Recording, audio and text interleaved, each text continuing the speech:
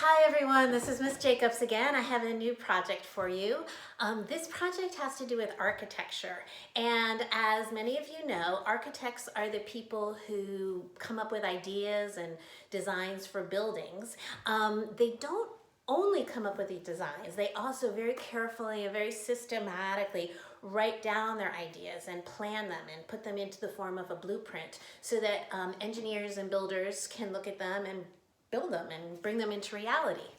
Another thing that architects often do, they're often hired to redesign or remodel an existing building.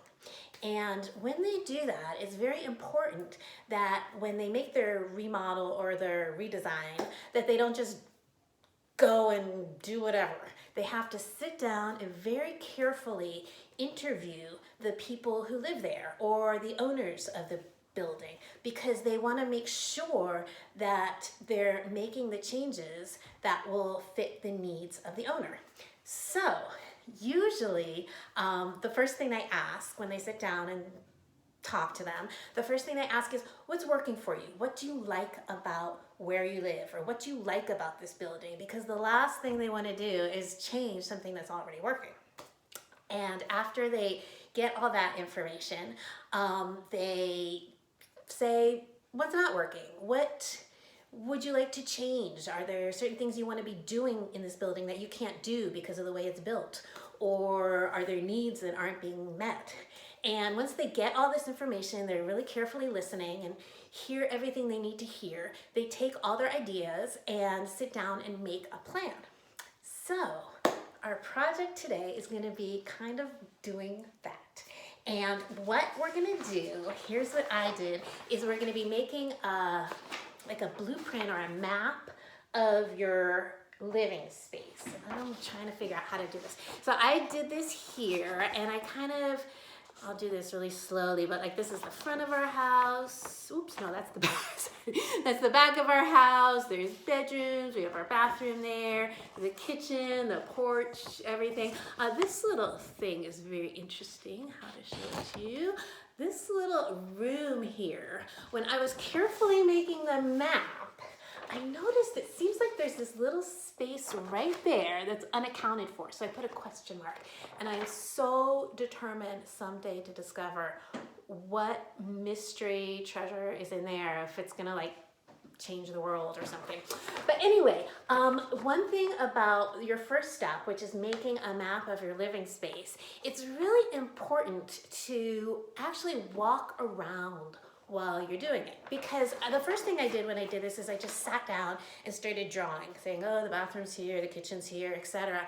And I started wondering, wait a minute, how does that wall match up with that door? And why is this window here? You know, I couldn't really put it all together. But when I actually took the map, walked around from room to room, and did my sketching, I came up with this beautiful document. So I really encourage you, when you're making your map of your living space, to really walk around and just notice where walls meet, where the doors are placed in the room, that kind of thing. Okay, so I've done that. And my next step is to go to all the people you live with and ask them, what do you like about this house or this apartment or this living space? And what do you think could be better? What do you think you could change? So I live with two people. I live with my husband, Andy, and my stepson, Seth. And so first I went to Seth, and let me get my notes out here. And I asked him, I said, hey, Seth, what do you like about our house? And he said he likes, oh my God. I wish you could see my camera setup here. It's like sliding. It's propped up on Tupperware. Okay, I think we got it. Okay. He said, back to Seth's comments, he said that he really likes that his room is close to the kitchen. So I was like, got it. Okay, we're not going to move your room. He also said that he really likes the view out the back window. So we will absolutely keep that the same. I asked him, what would you change if you could change something? And he said he would like, what don't know if I showed you this, but we have these stairs that go down. Oh, I didn't even show you. We have a little kind of basement area where the laundry is. My husband works from home, so his little office is there. And it's also where you go out to the backyard. So Seth said, you know, oh, it's sliding again. Seth said, I wish that instead of stairs, we could have a skateboard ramp. Okay, so I filed that away as something to consider in my remodel plan. And then I went to my husband, Andy, and I said, what do you like about our house and what would you change? And he said, I love our house exactly the way it is and I wouldn't change a thing. I'm kidding. He had so many ideas. I'm kidding. First of all, things he said he liked about it is he liked the view out the back window, which I feel like I should probably show you at some point because we've mentioned it twice now. And he also said, and this is interesting, I never thought of this, but he said, because our house is so long and skinny, it seems like it's really little when you look at it, but there's all this bonus space. So he kind of liked that surprise element. So I'm gonna keep those aspects the same. But when I asked him what he wanted to change, let me get my Andy notes, he said, okay, he didn't like that when you come in the house, you either, let me see if I can show this to you, I don't know, you come in the house, you either go into the eating area or the living room, and he wanted to be like a direct path, like some kind of hallway there. So when you can go down and then make a choice of where you go. So I was like, all right, keep that in my mind.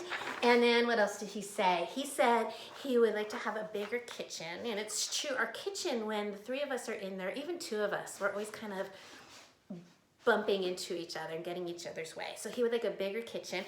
And he also said he would like a second bathroom. So these are the things that I'm going to consider when I do my new plan. And then, of course, I have ideas too. And well, you know what? I'll just show you the new ideas when I show you my master remodel idea. So what I decided, and I did this in red. I made another sheet so I could show you the before and after, but you can just write right on your original. So for Seth, for the stairway, skateboard ramp, I was like, that's not practical. But I did want to keep his needs in mind. So I thought instead of having in our house a skateboard ramp, I thought maybe instead right outside his bedroom, we could have a little door and outside there'd be a skateboard ramp here where he would like zoop and end up in the backyard. So I thought, well, that's going to address Seth's needs. And what else? Okay, so for Andy, I could not figure out an entrance hallway because Andy said, but make sure you don't take any space away with this hallway. And I'm like, that's just not how the rules of area work. You know, you have to make a trade-off. So I just could not figure that out. Maybe a professional architect would have something else to say. But I did respond, and I agree with him about the kitchen. So my idea was, we have this tiny little eating nook here, and my idea was just to take down that wall and open this up, and in doing that, we can also break down this little area where this secret question mark life-changing discovery room is. I just cannot wait to see what's going to be in there. And what else did I think? And then I thought, you know, we have a little porch here, and I thought, why not add a little bit of area here so we could make a tiny little barbecue area. That's my idea.